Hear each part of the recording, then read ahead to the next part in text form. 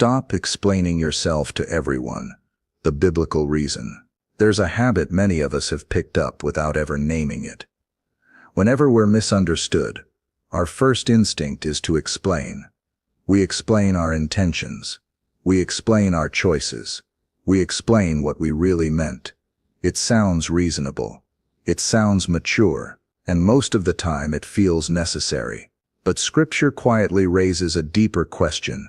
Who actually needs your explanation?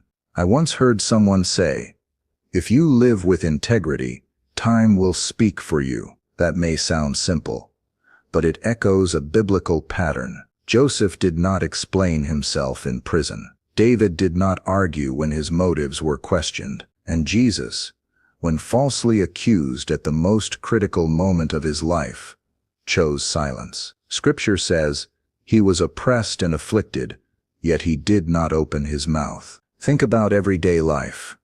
Some conversations leave you more exhausted than before you started. Some relationships feel heavier the more you talk. Not because you're wrong, but because you're trying to do something that was never assigned to you, managing how everyone perceives you. The Bible never calls us to control public opinion. It calls us to walk uprightly before God. Today we're going to talk about something very practical and very freeing. When to speak, when to stop, and why silence, biblically, can be wisdom, not weakness. Because according to Scripture, stopping the need to explain yourself to everyone doesn't diminish your value. It restores your peace. Part 1. The quiet fear behind all that explaining. Let me put something gently on the table. A lot of our explaining is not really about clarity. It is about safety. I have sat with sincere believers who love God and try to do what is right. And yet the moment they feel misunderstood, their shoulders tighten. Their mind starts running. They replay the conversation. They draft the perfect message. If I can just explain it the right way, they will finally see my heart. I understand that. Many of us were taught that being misunderstood is dangerous. So we learn to protect ourselves with careful words, detailed words. Words that try to build a fence around our intentions. But here is what happens. The more we rely on explaining to feel safe, the more fragile we become, because now our peace depends on someone else agreeing with us, and that is a heavy way to live. The Bible names this pressure with plain honesty. Proverbs 29:25 says, "The fear of man lays a snare, but whoever trusts in the Lord is safe." A snare is not always loud. It is a trap you do not notice until you are caught.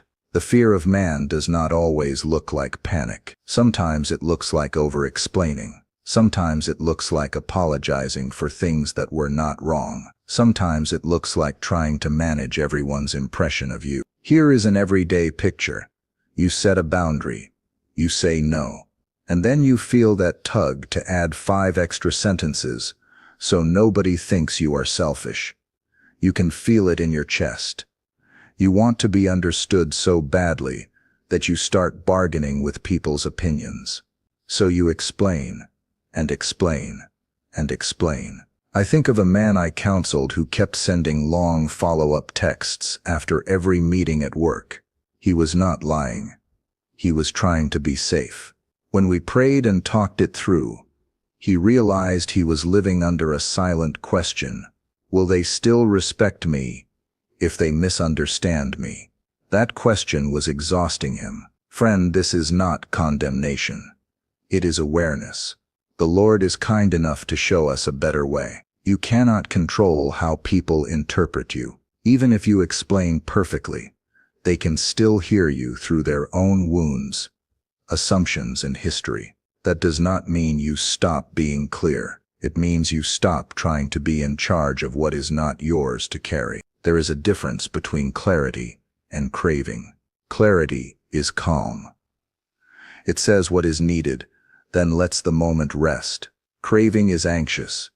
It keeps talking because it needs the verdict to come back favorable. Clarity serves love. Craving serves fear. So let me ask you something. And you do not have to answer out loud. When you feel that urge to explain, what are you really reaching for? Understanding or approval? Helping someone or rescuing your image? When we name the fear, we can finally replace it with trust. The Lord does not ask you to earn safety with perfect communication. He offers safety as a promise. When you belong to Him, you are not held together by everyone's agreement. You are held by His steady hand. And once that becomes real in your heart, something beautiful happens. You speak with more peace, not less. You choose your words with more wisdom, not more tension. You stop performing for the room, and you start walking with God. That is the first step. Not becoming colder, becoming freer. Part 2. Learning from Jesus. When silence is strength. There is a moment in the Gospels that has stayed with me for years. Jesus is standing before people who are accusing Him. Their words are sharp. Their conclusions are already made. And what surprises us is not what they say, but what He does not say. Scripture tells us that He did not answer them, not because He had nothing to say, not because He was confused or afraid, but because He knew something we often forget.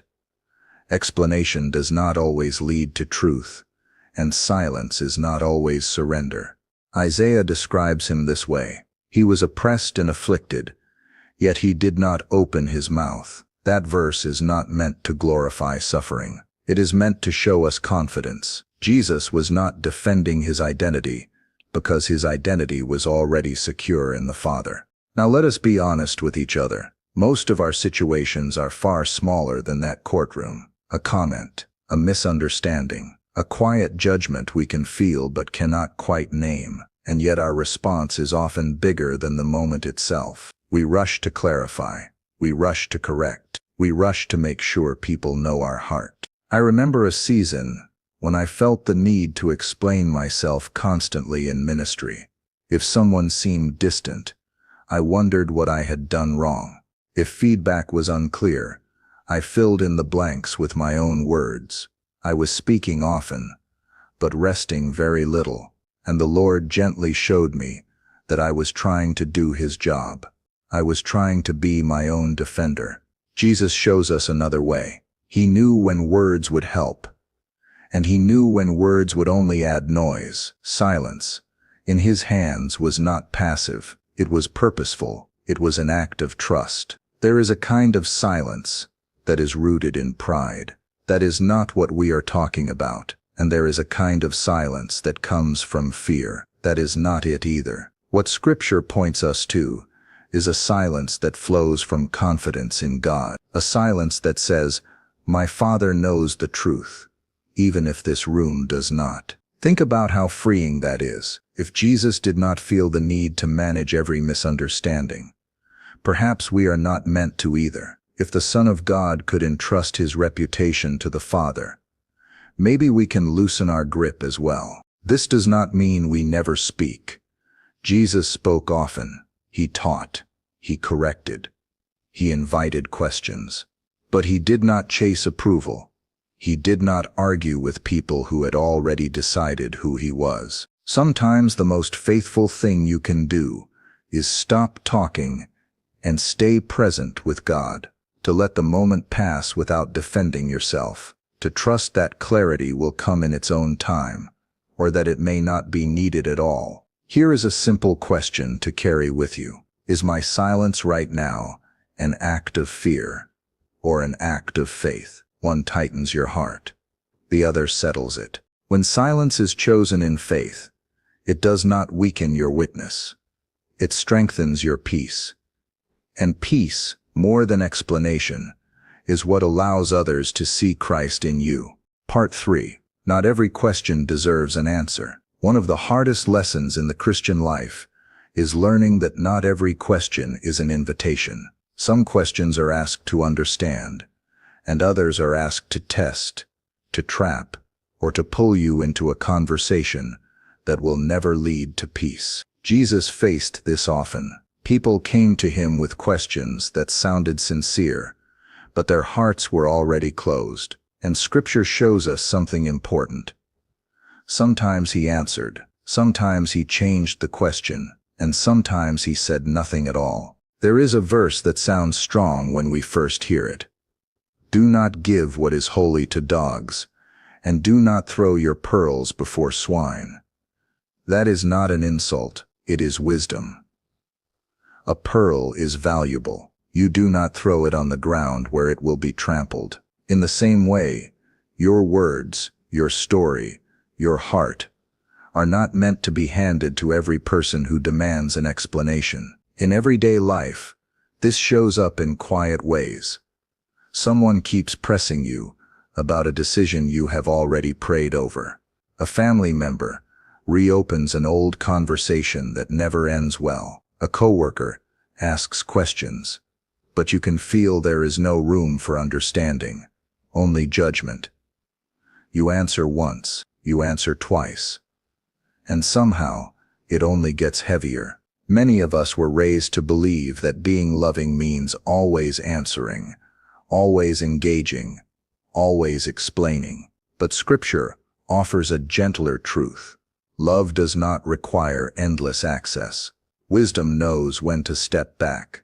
I remember a woman in our church who felt guilty for not explaining herself to everyone in her family. She kept hoping that if she said it one more time, the right way, they would finally understand. Over time, she noticed something. Her explanations were not building connection. They were draining her strength. When she learned to stop answering certain questions, her heart began to heal. Peace returned, not because others changed, but because she did. This is not about shutting people out.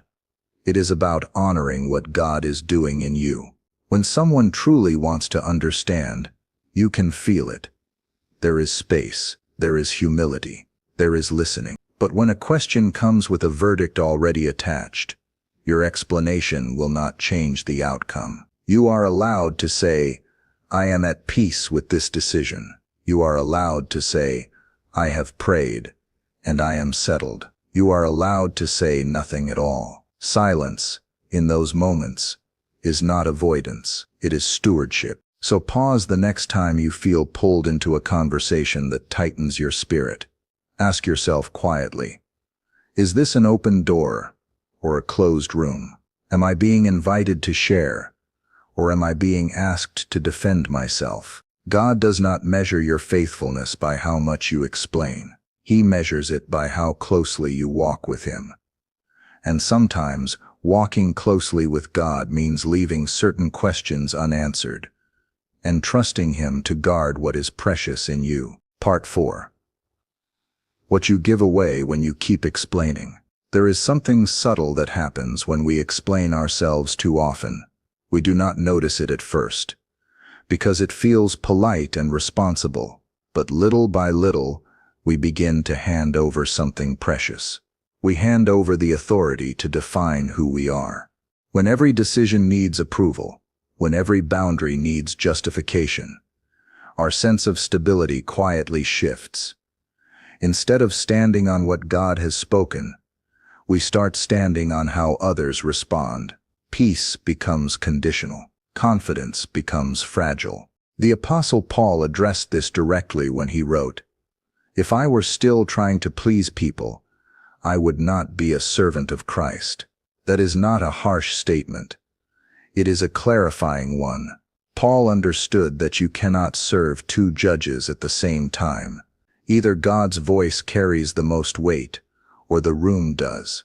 I have seen this play out in very ordinary ways. A believer feels led to step back from a commitment for the sake of health or family. The decision is prayerful and wise, but then comes the explaining, the long messages, the careful framing, the hope that everyone will approve. And suddenly, what was once a peaceful decision becomes a source of anxiety. Here is the simple truth. The person you keep explaining yourself to is the person you are giving power to.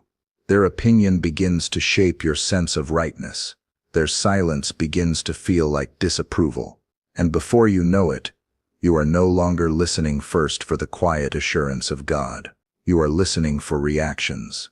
Jesus did not live that way. He moved with freedom because his life was anchored in the Father's will, not in public response. When crowds followed him, he did not chase their praise. When crowds left him, he did not negotiate his message. He stayed aligned. This does not mean we become indifferent or unteachable. It means we become rooted. Rooted people can listen without panicking. They can receive feedback without losing themselves. They can speak clearly without over-explaining. There is a calm strength that comes when you no longer need to be validated by every voice. Decisions settle faster. Conversations shorten. Rest returns. Not because people finally agree, but because your center of gravity has moved back where it belongs. So let me offer a gentle invitation. Pay attention to where your peace comes from. If it rises and falls with other people's understanding, something needs to be realigned. God did not design you to live on trial. He designed you to live in truth. When you stop giving away the authority to define yourself, you make room for something better. You make room to hear God more clearly, and when his voice becomes primary again, you will find that you need far fewer words to stand steady. Part 5. Letting God be your defender. There is a moment of relief that comes when you finally realize you were never meant to defend yourself all the time. That role was never assigned to you. It belongs to God. Paul writes something quietly powerful in Romans. Do not avenge yourselves, but leave room for God's justice. That verse is not about passivity. It is about trust. It is about choosing to believe that God sees more clearly than you do and acts more faithfully than you ever could. Most of us struggle here because defending ourselves feels responsible. If I do not speak up, who will? If I do not correct the story, what will people think? But over time, this kind of self-protection becomes exhausting. You are always on watch, always alert, always ready to clarify. I think of a couple who once shared their story with me. They had been misunderstood by friends after making a difficult decision for their family. At first, they explained everything. Long conversations, detailed reasons, gentle clarifications, but the tension remained. Eventually, they chose to stop explaining and start praying. They committed the situation to God and focused on living with integrity. Months later, without a single new explanation, the truth surfaced on its own. Not dramatically, just clearly. Peace returned before understanding did. This is what Scripture invites us into. A life where God carries the weight of defense, and we carry the responsibility of obedience. When you let him be your defender, you are not surrendering truth, you are surrendering control. There is a deep freedom in that exchange. You no longer feel rushed to correct every misunderstanding. You no longer feel pressured to prove your heart. You begin to trust that what is planted in honesty will eventually bear fruit. Jesus modeled this trust perfectly. When he was reviled, he did not retaliate. When he was misunderstood, he did not scramble to explain. He entrusted himself to the one who judges justly. That is not weakness. That is spiritual strength. You may still need to speak at times. God will show you when, but you will notice a difference. Your words will come from peace, not panic, from clarity, not compulsion, from obedience, not fear. So if there is a situation right now where you feel the urge to explain one more time, pause. Ask yourself gently, am I being asked to speak? Or am I being invited to trust? Sometimes the most faithful response is not another sentence, but a quiet confidence that God is already at work. When God becomes your defender, you are free to live with open hands. And open hands are far lighter than clenched fists. Part 6. Knowing when to speak and when to let peace lead. By this point, it is important to say this clearly. The Bible does not teach us to be silent. in every situation. Silence is not a rule, it is a discernment. Wisdom is not found in saying nothing, but in knowing when your words are meant to serve life. Scripture gives us a simple but profound guide. Let your speech be gracious, seasoned with wisdom, so that you may know how to answer each person. Notice that phrase, each person, not every person. Discernment is personal. It listens before it speaks. There are moments when speaking is an act of love, when someone is genuinely confused and open, when silence would cause unnecessary harm, when truth needs to be named to protect what is good. In those moments, words can heal, clarify, and build bridges. And when they come from peace, they carry weight without force. But there are also moments when speaking only feeds tension, when explanations multiply, but understanding does not, when the conversation circles without moving forward. In those moments, silence is not avoidance, it is alignment. It is choosing peace over performance. I once watched a young believer wrestle with this in a family conflict. Every gathering ended the same way. Questions, accusations, long explanations. No resolution. Over time, she learned to say less. Not because she cared less, but because she cared more about guarding her spirit. Something changed. The arguments lost their power. The room felt calmer. And interestingly, her quiet steadiness began to speak louder than her words ever had. This is one of the quieter fruits of spiritual maturity. You stop needing every conversation to end with agreement. You stop measuring success by whether you were understood. You begin to measure it by whether you remained faithful, gentle, and grounded. Jesus himself spoke only what he heard from the Father. Not every thought, not every response, only what was needed. That restraint did not limit his influence. It revealed his intimacy with God. So here is a simple way to listen for wisdom. Before you speak, ask yourself one question. Will these words move this moment toward peace? Or will they simply release my tension? Peace will often wait. Anxiety always rushes. As you learn to let peace lead, your words become fewer, but they become fuller. They carry presence. They carry clarity. And when you choose silence, it no longer feels like retreat. It feels like rest. This is not about withdrawing from people. It is about walking with God so closely that your speech flows from trust, not pressure. And when that happens, both your words and your silence begin to reflect the quiet strength of Christ. Conclusion. Living lighter by trusting who truly knows you. As we come to the end, I want to leave you with something simple and steady. You do not owe the world a constant explanation of who you are. You were never meant to carry that weight. Scripture tells us that the Lord knows those who are his. Before anyone formed an opinion about you, God already saw your heart. He knows your intentions, your prayers, your quiet obedience that no one else notices.